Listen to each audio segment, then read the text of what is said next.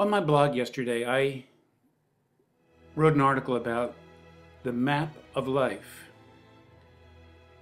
And this post was designed to make sense and to provide a path that anyone could use or understand that incorporates the philosophies of Zen and Advaita, as well as our everyday experience of life. I thought this post was particularly important, and it is also the reason why I'm putting together this short video to expound on the themes of the map of life. I began that post with a very short anecdote. For many years, I worked on a federal grant on the Navajo Nation, and one of my most important friends and supports of this project often said this phrase: the esoteric must come first. That unless we understand the esoteric, nothing else will make sense. And in this video, I'm going to approach the esoteric in a way that hopefully it will make sense to all of us. Now, I described this map as having three discrete levels, but they really aren't discrete.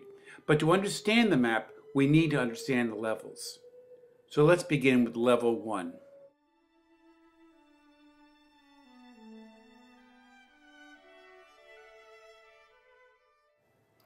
Level 1 is the place of empty awareness. It is the ground of being in which everything is seen, heard, touched, felt. Thoughts are noticed, feelings, emotions are noticed, but there is no reference to them.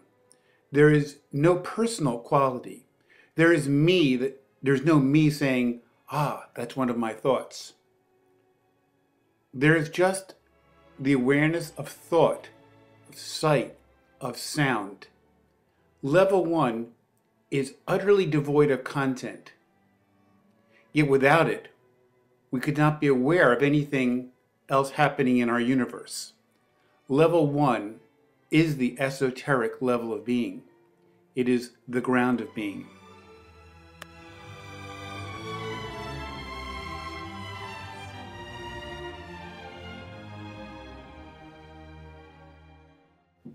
Before moving to level 2, I want to go to level 3, because level 3 and level 1 are very closely connected. For it is in level 3, the world, that is seen from level 1. So our thoughts, our feelings, the computer which I am putting together, this movie, this microphone, this sound, this voice, this snowy environment I find myself in, this desk, this life, this sense of the future, my thousands of memories, all of these are the world. Also, the world is what's going on in the world. Currently, the wars in Afghanistan and Iraq, the healthcare debate, global climate change. These are the elements of the world, and they are seen from the ground of being of level 1. So level 1 and level 3 become one as the awareness that sees the world. And this is the core of most spiritual traditions, the merging of level 1 and level 3, where 1 is seen as the unchanging truth of being, and level 3 is the universe of change. And often the voice of Advaita and of Zen negates the elements of level 3 because they are in change. This brings us to level 2. Level 2 is the area of I am. It's that personal sense of me, which brings together level 1 and level 3.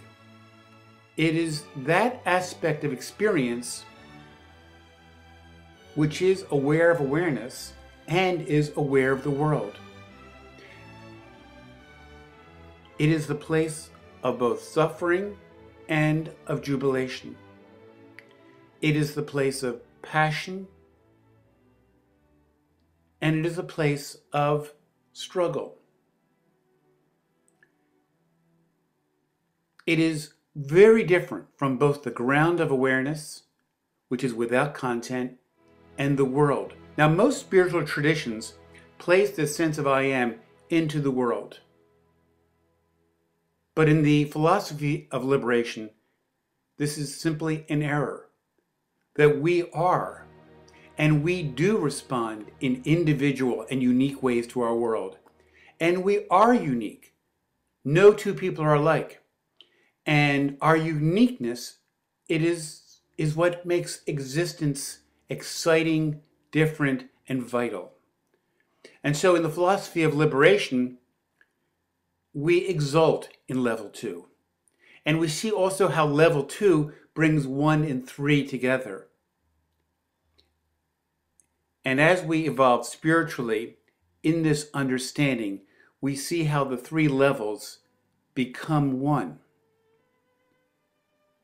Can you see this? The 3 levels: awareness, the world, and I am.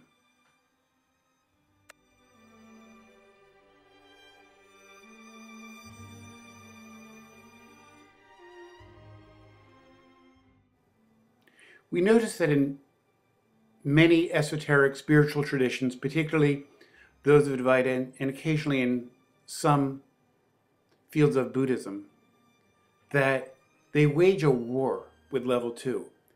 They say, level 2, the sense of me, the personal sense, is the area of suffering and of problems. And I say, yes, that is true. But it is real, and it is irrefutable. And so this is how liberation from the lie is so different from Advaita and certain schools of Buddhism that negate the world and negate the self. For liberation, for us to be liberated, we must find ourself, and we must exult in that self. I say must, but I use the word must if we are ever to truly fulfill our uniqueness, our place in this world. We must find this I am which links levels 1 and 3 and truly makes them a seamless, ever-changing whole. So what I say to you is find this place that stirs your soul and fills you with passion.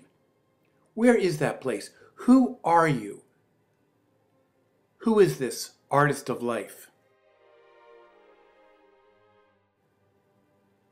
We see that all 3 levels are really one. That awareness would be utter void were it not for the world. And were it not for level 2, the sense of I am, our uniqueness could never find flowering. If we negate ourselves, then we negate nature. We negate the universe. And this is a terrible error, expressed so often in Advaita and certain schools of Buddhism. This is the key.